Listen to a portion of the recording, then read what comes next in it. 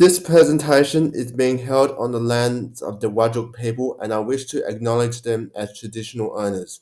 Hi, my name is Shadi Chen, and I'm going to talk about my school photos for this assignment. I have a folder of school photos that were taken in April 2003. These photos are made out of inkjet paper. They are placed inside a transparent sleeve folder, which is made from plastic. They are stored in a cupboard with a group of other photos together, which is free from moisture.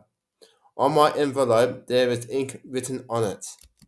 My school photos, they are my 4 school photos that I have got so far. Inherent vice. Inherent vice is the likelihood of material to deteriorate due to the vital unreliability of the components or the contact among components.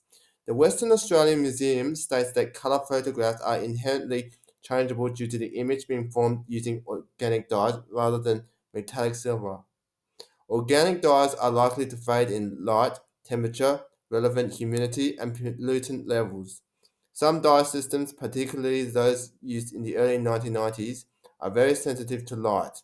The photography website INFO3000 highlights that inkjet paper can last over 100 years in normal home display conditions, even when displayed without glass. There are other things in my plastic folder, including a laminated group photo, an envelope which is made out of paper, and groups of portrait photos. Environment. There are problems with the handling of the photographs. External climate conditions, pollution, heat, light, temperature, fire, water, and mold are the main factors that can affect photographs. Rusa, in a 2004 article titled Care, Handling and Storage of Photographs, states that there are inherent problems that results in the structure of the print, including fragility or other physical damage, including exposure to mold. In Care and Conservation of Natural History Collections, Carter and Walker state that the use of colored inks on labels could be a controversial issue, as different colored inks are susceptible to fading, while others may leach out and stain the specimen. Wilhelm, who wrote about the storage environment for photographs in 2003, indicates that the relative humidity plays a vital role in the fading and discoloration of color photographs. Research states that the photographs are also vulnerable to insects and rodents. Storage and preservation. There are various recommendations for the long-term storage of photographs.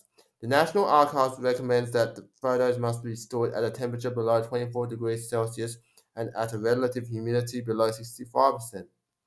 The National Film and Sound Archive website states that photographic material is subjected to deterioration by elevated levels of temperature, moisture, airborne pollutants, ultraviolet light, and manual handling.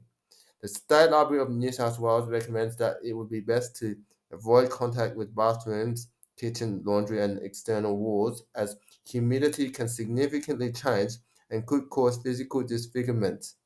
Russo recommends that mats offer better protection and also deliver some degree of protection from pollutants and environmental changes. It is important that people must regularly check around the storage area for insects, water leaks, structural damage, or other events that could affect the photos. If a natural disaster is going to happen, they must make some preparation as they threaten collections.